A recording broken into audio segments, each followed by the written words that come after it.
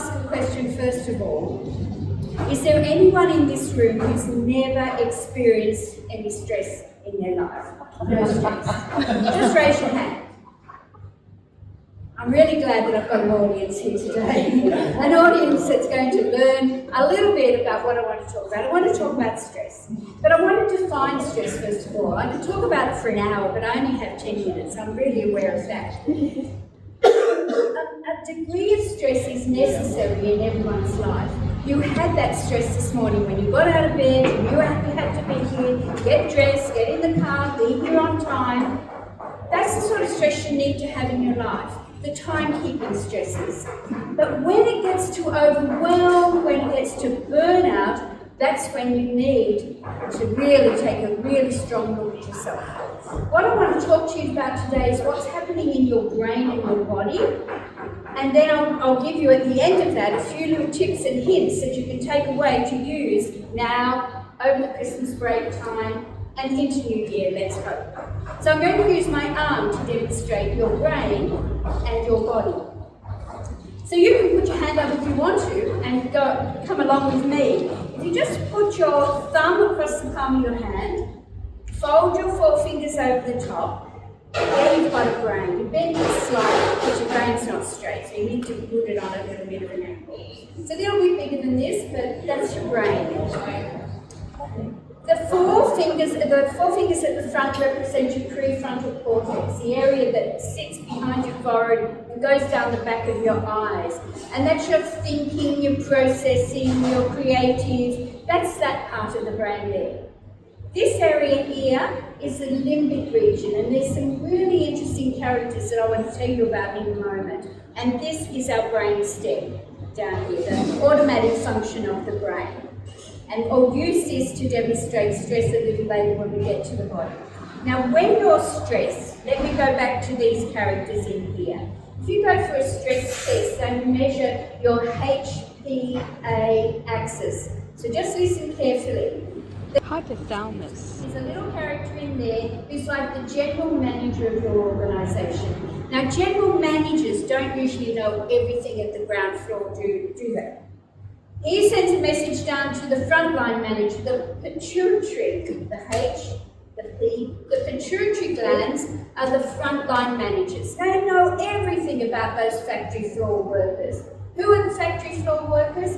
They're the little adrenal glands that sit like little nightcaps on top of your kidneys down here. So we get the hypothalamus. General manager telling the frontline manager to the factory floor workers, work harder. So these little adrenal glands are going like crazy just to get their job done. What do?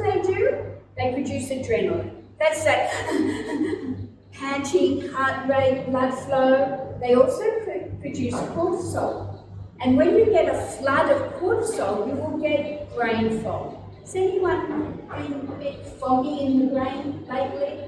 Under a bit of pressure? It's probably because there's a lot of cortisol going up there.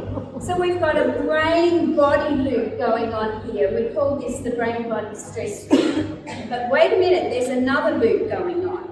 And it's from a little guy I haven't mentioned called the amygdala. You may have heard of him. The amygdala is the CEO of all emotional content. But when you're stressed, the emotions are always negative. So through that wonderful neural network in your brain, with all those pathways coming from the amygdala up to the right prefrontal cortex, the right is creativity. You put creativity and negativity together and you get catastrophe. Who's ever catastrophized? That's what's going on in your brain, and this is what's going in your body. So what can you do? There's 4 foundational things you can do that will help you on a daily basis. First thing, be sure you have good quality sleep. 6 to 8 hours, depending on your body type.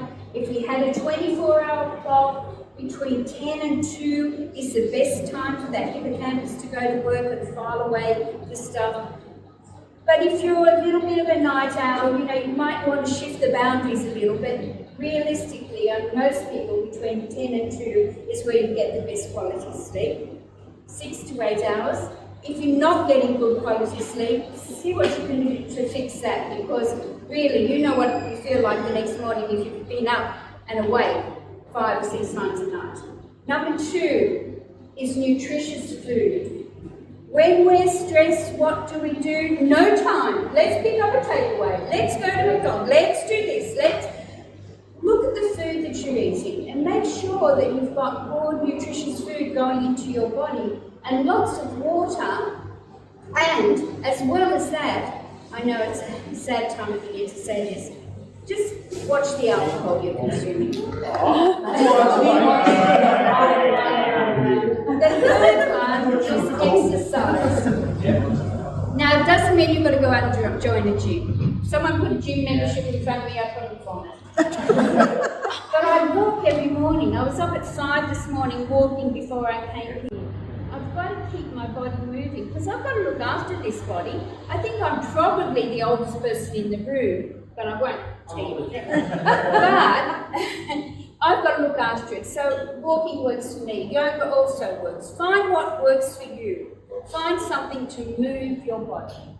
And the last one is brain relaxation. Relax your brain. Now that might mean meditation, it might mean a whole lot of fabulous things that do relax your brain, but what if it is just 2-minute computer breaks, 2-minute screen time breaks? Swing your chair around from your computer screen, sit, ground yourself and just breathe. Close your eyes and get some breathing going to ground yourself and notice the difference. Then swing your chair back and back onto your screen. It's been a really busy 2023. It's been a hectic year for a lot of us, I know. And I'd like to think that we could open the door to 2024 and expect more abundance.